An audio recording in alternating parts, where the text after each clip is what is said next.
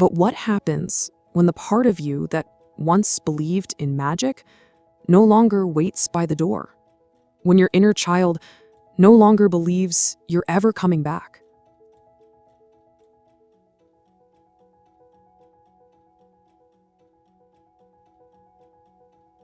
Meet Thiago. At 34, he has constructed what many would call the perfect life. His mornings begin at 5:47 a.m. Not 5:45, not 6 a.m., but 5:47 because he's read that odd numbers create neural pathways that bypass the brain's tendency toward round number complacency. His meditation app congratulates him on his 847-day streak. His journal entries follow the structured gratitude, goals, growth framework he learned from the latest productivity guru. By 7:15, he's consumed his optimized breakfast, precise macros calculated to fuel his peak performance state. His reflection in the bathroom mirror shows a man who has won the war against his former chaos. Gone are the days of sleeping until noon, of aimless guitar playing, of building intricate model airplanes that served no purpose other than the joy of creation. But as Thiago adjusts his perfectly ironed shirt and checks his color-coded calendar, something hollow echoes in his chest. It's not dissatisfaction. He's trained himself away from such unproductive emotions. It's more like silence. The kind of silence that feels too clean, too controlled, too empty of the mess that once made him feel alive.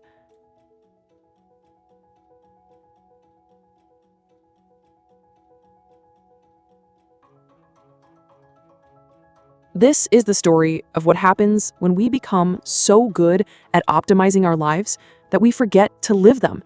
When we become so skilled at healing our wounds that we abandon the wounded one who still waits inside, wondering if anyone will ever come back to simply be with them. You've walked so far, haven't you? Through books, meditations, breakthroughs, breakdowns, all in the name of self-healing. You've done the shadow work, burned the letters, chased perfection disguised as progress, and yet there's a silence in the hallway of your soul, like someone small and sacred stopped waiting for you to return. Thiago knows this silence intimately. He's spent 3 years constructing his fortress of wellness, his empire of efficiency. Every morning, as he completes his meditation and opens his journal, he feels the familiar surge of accomplishment. Look how far I've come, he tells himself. Look how disciplined I am. But beneath the pride, beneath the perfectly maintained routine, there's a flatness that he's learned to ignore. It's the flatness of a life so optimized that it's lost its flavor, so structured that it's forgotten how to dance. This isn't about reparenting. It's not about inner child healing rituals or soothing lullabies whispered through journal pages. This is the moment after hope breaks, when the one inside you who used to draw rainbows on trauma no longer picks up the crayon. Because you said you'd come back, but you got busy healing, you got distracted achieving, and now the child within sits in the room without light, not angry, just numb. Thiago doesn't remember the exact moment he decided that his love for building model airplanes was unproductive. He can't pinpoint when he relegated his guitar to the back of his closet, telling himself he'd return to it when he had time. Time that never came, because time became currency, and currency was only valuable when invested in growth, improvement, progress. But somewhere in the architecture of his perfected life, a small voice had been calling, not demanding, not crying, just waiting. Waiting for the man he'd become to remember the boy he left behind. This script is a descent, not into victimhood, but into truth, a cinematic rupture where grief is not a regression, but an awakening. Let's walk that hallway and see who's still inside. Breathe. Let's begin.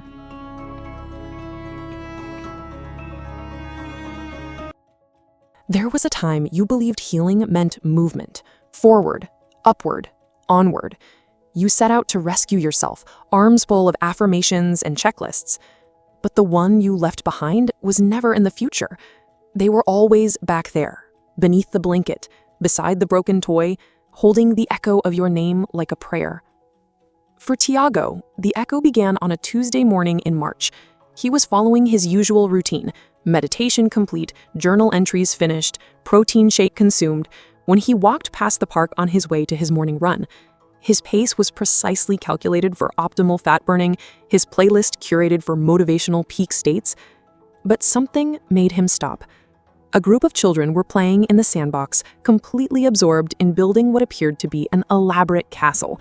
No phones, no timers, no optimization strategies, just pure, purposeless creation. One little boy, maybe 7 years old, was carefully placing tiny flags on the towers, his face lit with the kind of joy that Thiago hadn't felt in how long? As he watched, the boy's castle wall collapsed. But instead of frustration, the child laughed, actually laughed, and began rebuilding with even more enthusiasm. The pure delight in the process, the complete absence of attachment to outcomes, the joy found in the doing rather than the achieving. Something cracked inside Thiago. Not broke, cracked, like the first fissure in a dam that's been holding back too much for too long.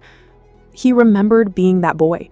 He remembered the dusty corner of his childhood bedroom where he'd spent hours with his model airplanes, not because anyone told him to, not because it would make him successful, but because the careful attention to detail, the gentle precision of tiny paintbrushes, the satisfaction of seeing something beautiful emerge from chaos, it had felt like coming home to himself. Do you remember promising them, "Just let me become someone better, and I'll come back for you"? But better became busy, and busy became gone. Thiago had made that promise unconsciously. Somewhere in his journey toward becoming the man he thought he should be, he'd decided that his playful, creative, unproductive self was a luxury he couldn't afford. The boy who built model airplanes wasn't efficient. He wasn't optimized. He didn't contribute to the grand project of self-improvement. So Thiago had packed him away, promising to return when he'd fixed everything else first. But here's what he didn't understand then. That boy wasn't broken. He didn't need to be fixed. He needed to be remembered, to be welcomed, to be loved, not for his productivity, but for his presence. How long has it been since you truly felt that ache? The ache of a child not just wounded, but abandoned by the adult they were waiting for. Not because you were cruel, but because you were consumed with fixing what hurt instead of sitting with who hurt. This is not shame. This is remembrance.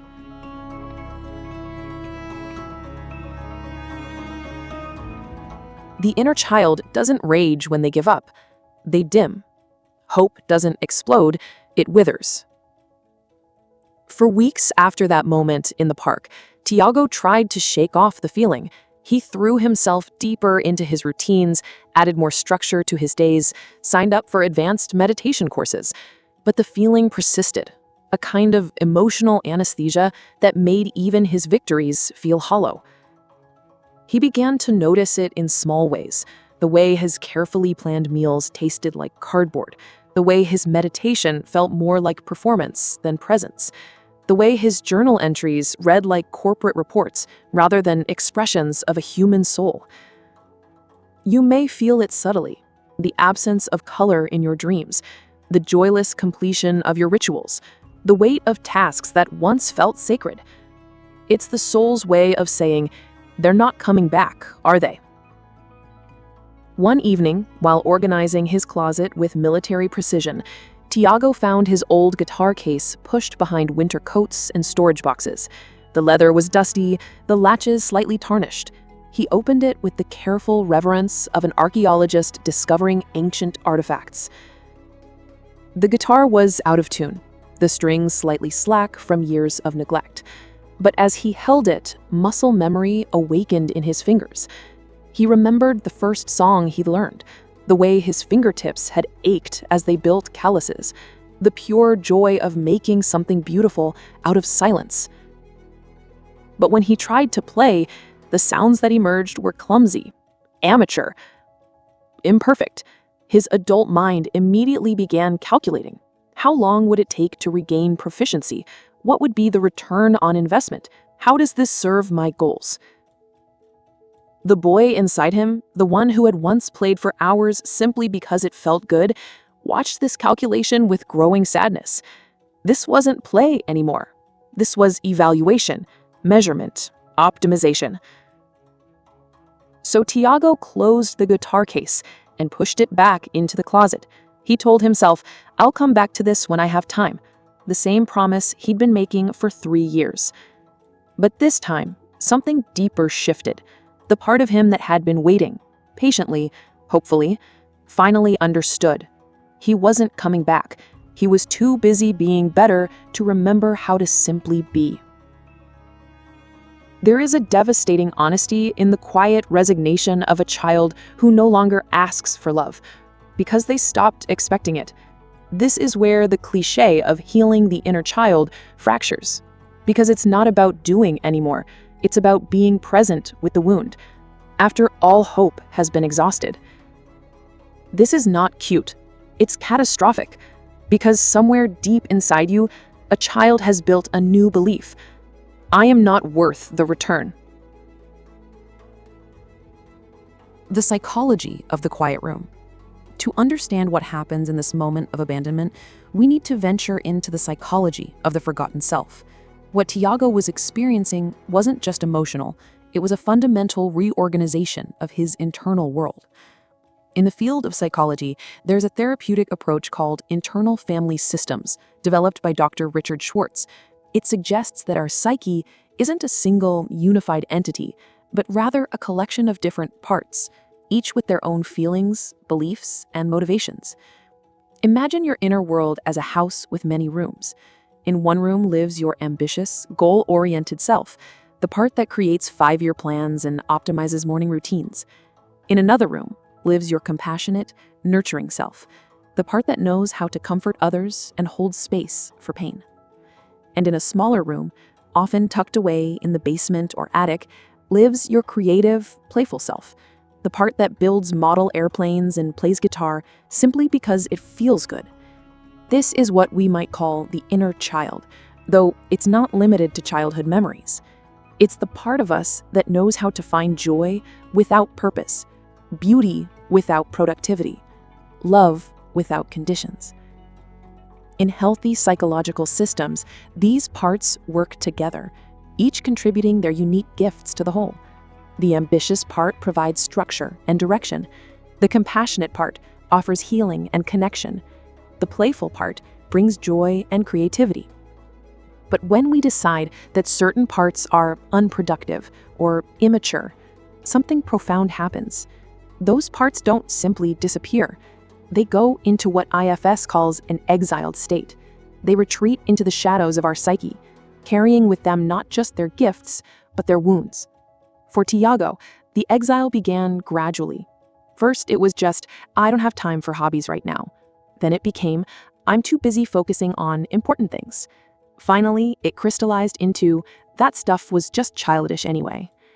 But here's what happens when we exile parts of ourselves. They don't just take their joy with them, they take their aliveness. Because that creative, playful part isn't just about hobbies, it's about the capacity to find wonder, to experience spontaneous delight, to love without agenda. This brings us to another crucial concept, anhedonia.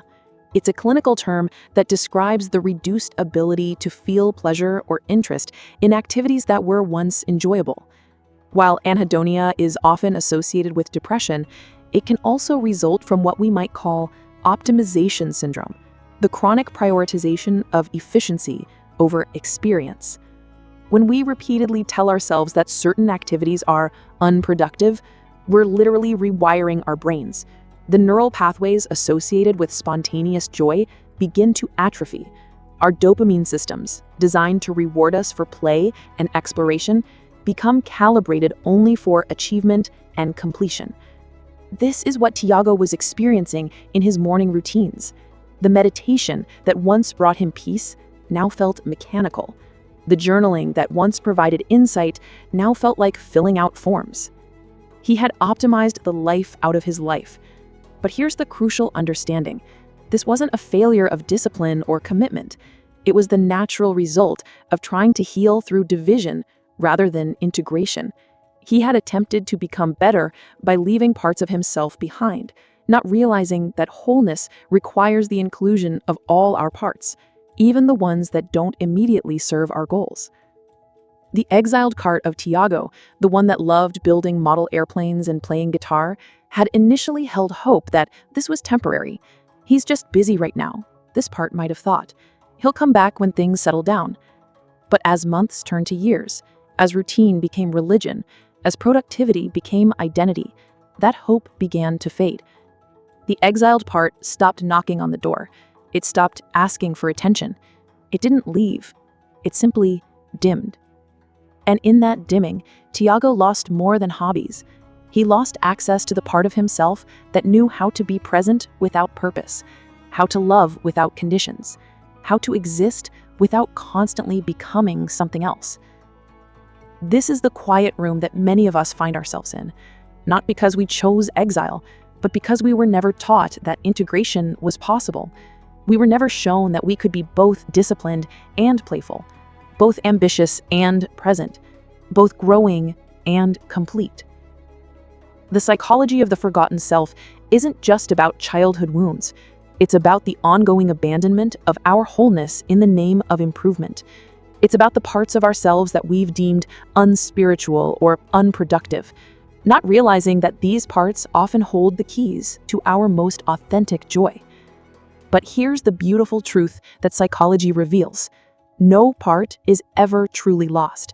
The exiled parts of ourselves remain alive, waiting not for perfection, but for presence. They don't need to be fixed, they need to be found. And sometimes that finding begins not with doing, but with feeling, not with healing, but with grieving, not with progress, but with presence.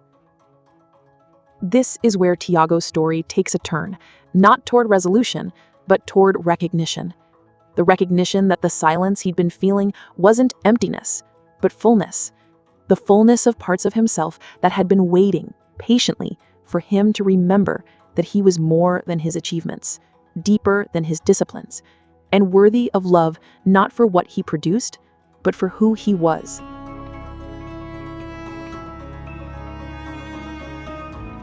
What if you didn't have to earn your way back?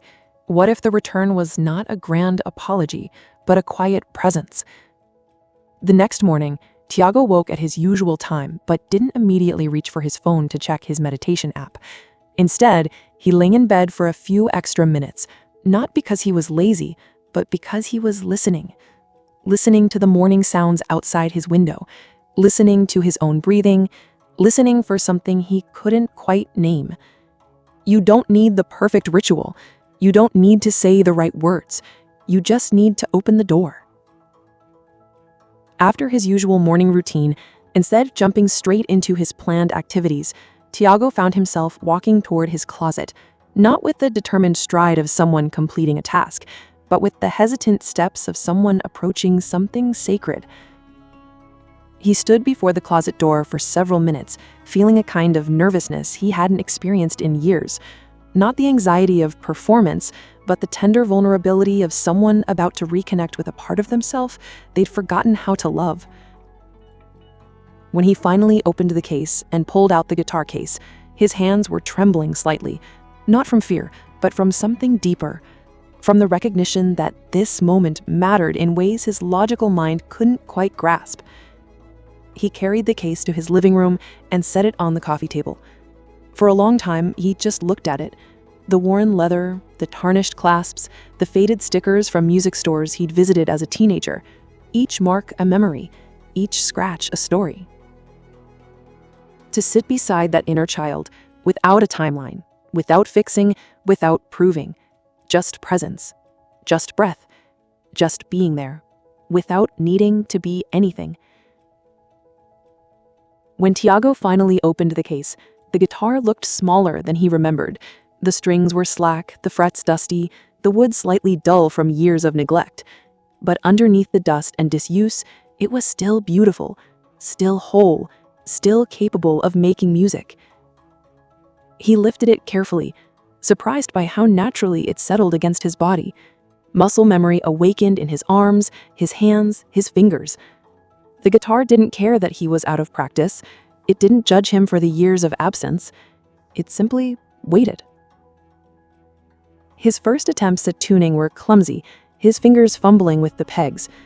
But instead of frustration, he felt something unexpected: tenderness. The same tenderness he might feel toward a child learning to walk, toward a friend recovering from illness, toward any living thing deserving of patience and care. Because love is not a performance, it is a presence. When the guitar was finally tuned, he placed his fingers on the frets and strummed a simple chord. The sound was rich and full, filling the silence of his apartment with something he hadn't heard in years, music made for no reason other than the joy of making it. He played tentatively at first, relearning the shapes his fingers needed to make, rediscovering the rhythm his right hand remembered. But gradually, something shifted. The playing became less about remembering and more about being present, less about performance and more about pleasure. And maybe, just maybe, the child inside doesn't want your perfection. They want your eyes. They want your stillness. They want you to stop moving and see them. As he played, Thiago began to feel something he hadn't experienced in his perfectly optimized life: the joy of doing something badly, the delight of being a beginner again, the pleasure of engaging with an activity, not because it served his goals, but because it served his soul. He played for 20 minutes, then 30, then an hour, not because he was tracking time, but because he lost track of time, not because he was trying to improve, but because he was simply enjoying the experience of being present with something he loved. When he finally set the guitar down, his fingertips were tender from the strings, his shoulders slightly sore from the unfamiliar posture, but his heart felt lighter than it had in months, not because he had accomplished something, but because he had remembered something. He had remembered what it felt like to be whole, to be both the disciplined adult who had built a successful life and the playful child who knew how to find joy without purpose, to be both the seeker and the finder, both the healer and the one who needed healing. Over the following weeks, Thiago began to make small changes to his routine, not abandoning his disciplines, but creating space for presence, not rejecting his achievements, but remembering that he was a human being, not a human doing, that his worth wasn't determined by his productivity, but by his presence. And slowly, something that had been sleeping began to wake up. Not the wounded child of therapy sessions, but the joyful child of Saturday afternoons. The part of him that knew how to love without conditions, how to be present without purpose, how to find wonder in the ordinary moments of being alive. This wasn't healing in the traditional sense. It was integration. It was the recognition that he didn't need to choose between being disciplined and being playful, between being ambitious and being present, between growing and being complete. He could be all of these things because he was all of these things. He always had been. He had just forgotten how to hold them all at once.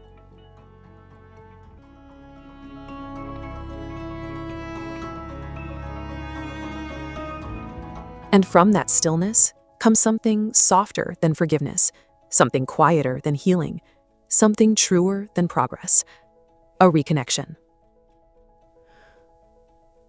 3 months after that first Saturday afternoon with his guitar, Thiago woke up different. Not dramatically different. There were no fireworks or sudden revelations, but different in the way that spring is different from winter, gradually, naturally, inevitably. His morning routine remained largely the same: meditation, journaling, exercise, but the quality of his presence had changed. His meditation was no longer about maintaining a streak or achieving a particular state. It was about being present with whatever was there, including the parts of himself that didn't fit into neat categories. His journaling had evolved from productivity reports to genuine expression. Some days he wrote about goals and plans. Other days he wrote about the simple pleasure of playing guitar badly, or the satisfaction of painting tiny airplane parts with careful precision, or the joy of watching clouds move across the sky without trying to optimize the experience. Not a reunion of fireworks and tears, but the slow opening of a door that never truly locked. Because they were never gone. They were waiting, not in anger, but in belief. At work, colleagues began to notice subtle changes. Thiago was still disciplined, still productive, still reliable, but there was something new: creativity. Solutions that emerged not from forced thinking, but from the kind of play that allows the mind to make unexpected connections. His relationships deepened as well. He found himself more present in conversations, more curious about others' experiences, more willing to be vulnerable about his own journey.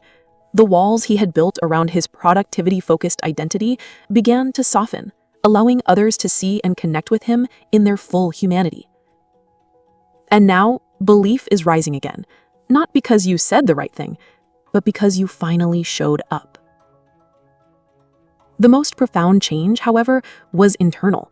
The flatness that had characterized his optimized life began to lift, replaced by something he could only describe as aliveness. Not the manic energy of endless self-improvement, but the quiet vitality of someone who had remembered how to be present with their own existence. He began to notice beauty in places he had previously overlooked: the way morning light fell across his apartment, the sound of laughter from the park below his window, the satisfaction of a well-prepared meal eaten slowly, without multitasking or optimization. These weren't major life changes. They were shifts in presence, in attention, in the quality of his relationship with himself and his world. But they created a foundation for something he hadn't experienced in years: contentment. Not the satisfaction of achievement, but the deeper contentment of being at home in his own life. So breathe and stay. Let this be the moment you didn't leave. Let this be the moment your inner child looks up and finally sees you never stopped loving them. You just forgot how to return. But now you remember, and that changes everything. The human experience of a spiritual being. To understand the deeper significance of Thiago's journey, we must return to the wisdom that opened this exploration. Pierre Teilhard de Chardin's insight that we are not human beings having a spiritual experience. We are spiritual beings having a human experience. For years, Thiago had unconsciously reversed this truth.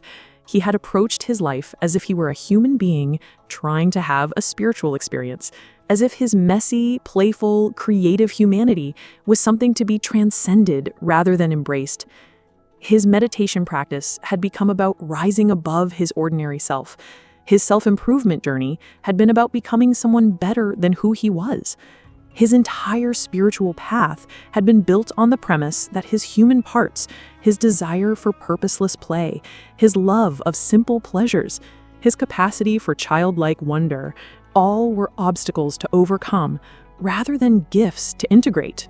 But the true emergence in his journey came when he began to understand that his spiritual path wasn't about transcending his humanity, but about embracing it fully. That his desire to play guitar wasn't a distraction from his spiritual growth, but an expression of it. That his love of building model airplanes wasn't a regression to childhood, but a return to presence. This represents a profound shift in how we understand spiritual development. Instead of seeing it as a process of becoming something other than human, we can see it as a process of becoming more fully human. Instead of trying to rise above our earthly nature, we can learn to inhabit it with consciousness, presence, and love. For Thiago, this meant recognizing that his spiritual self and his playful self weren't separate entities competing for attention. They were different expressions of the same essential being. His ability to be disciplined and his ability to be spontaneous, his capacity for growth and his capacity for contentment, his adult wisdom and his childlike wonder, all were facets of his spiritual nature expressing itself through human experience. The integration he achieved wasn't about balancing competing forces, but about recognizing that there was no competition. His spiritual journey wasn't about becoming someone else. It was about becoming more fully himself. This understanding transforms everything about how we approach personal growth and spiritual development. Instead of asking, how can I become better? We can ask, how can I become more whole? Instead of seeking to transcend our humanity, we can seek to inhabit it more fully. Instead of abandoning the parts of ourselves that don't fit our spiritual ideals, we can learn to welcome them home, not because they're perfect, but because they're part of the complete human experience that is itself the spiritual path. For Thiago, this meant that his Saturday afternoons with his guitar weren't separate from his spiritual practice. They were his spiritual practice. His careful attention to model airplane details wasn't a distraction from mindfulness, it was mindfulness. His willingness to be bad at something he loved wasn't a waste of time, it was a profound act of self-compassion. The boy who had been waiting in the quiet room of his psyche wasn't his lower self that needed to be managed or overcome, he was his most authentic self, the part that knew how to be present without purpose, how to love without conditions, how to find the sacred in the ordinary. This is the ultimate teaching of the abandoned inner child, that wholeness isn't about becoming someone else, but about coming home to who we've always been. That spiritual growth isn't about transcending our humanity, but about embracing it with such complete presence that it becomes transparent to the divine. When we are spiritual beings having a human experience, then every aspect of that experience, including our desire for purposeless play, our love of simple pleasures, our capacity for wonder, becomes sacred, not because we've made it sacred through spiritual practice, but because it was always sacred, and we've simply remembered how to see it. This is why Thiago's journey of integration changed everything, not because he achieved some perfect balance between discipline and play, but because he discovered that there was no balance to achieve. There was only presence to embody. The spiritual being that he was had never been separate from the human being that he was. The divine spark within him wasn't something that needed to be cultivated through perfect practices and optimized routines. It was already there, expressing itself through his love of music, his delight in craftsmanship, his capacity for wonder. When we understand ourselves as spiritual beings having a human experience, then every moment becomes an opportunity for sacred expression. The morning coffee becomes communion. The afternoon walk becomes pilgrimage. The evening guitar practice becomes prayer. Not because we've made these activities spiritual, but because we've recognized that they were always expressions of our spiritual nature. We've simply been too busy trying to become spiritual to notice that we already were. This is the profound shift that happens when we stop abandoning parts of ourselves in the name of growth. When we stop trying to become worthy of love and start recognizing that we are already expressions of love itself.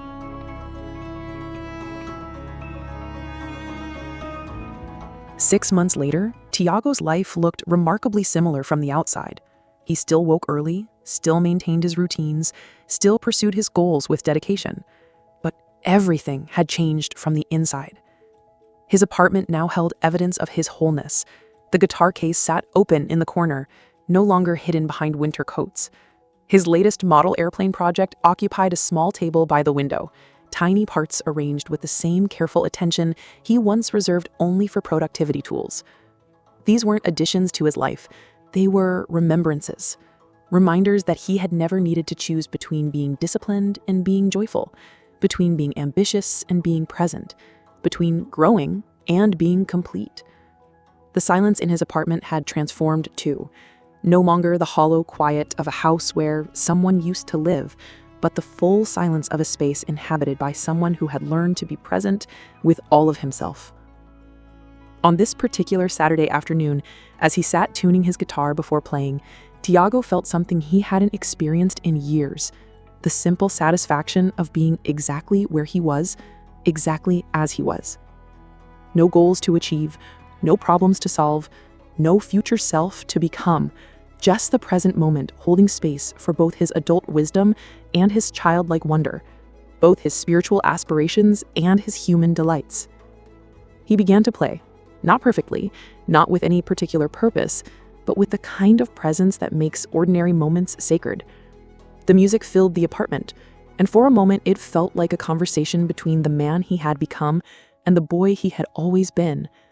Not a reunion, because they had never truly been separate, but a recognition, a remembrance, a return to the truth that had always been there, waiting patiently for him to stop trying to become someone else and start being who he already was. The inner child doesn't need to be healed. They need to be remembered. They don't need to be fixed. They need to be found. They don't need your perfection. They need your presence. Because the truth is, you never actually left them. You just forgot how to see them. You got so busy becoming better that you forgot you were already whole. You got so focused on the destination that you forgot the journey was already sacred. The spiritual path isn't about transcending your humanity. It's about inhabiting it so fully that it becomes transparent to the divine. It's about recognizing that every part of you, the disciplined part, the playful part, the wounded part, the wise part, is an expression of the same sacred being. So breathe and look around. In the quiet corners of your life, in the spaces between your achievements, in the moments when you're not trying to become anyone else, who is there? Who has been waiting? Who has been believing even when you stopped believing in them? They're still there. They've always been there. And they're not asking you to abandon your growth or reject your wisdom. They're asking you to remember that you were never broken. You were never incomplete. You were never anything less than a spiritual being having a beautiful, messy, perfectly imperfect human experience. The door was never locked. You just forgot how to turn the handle.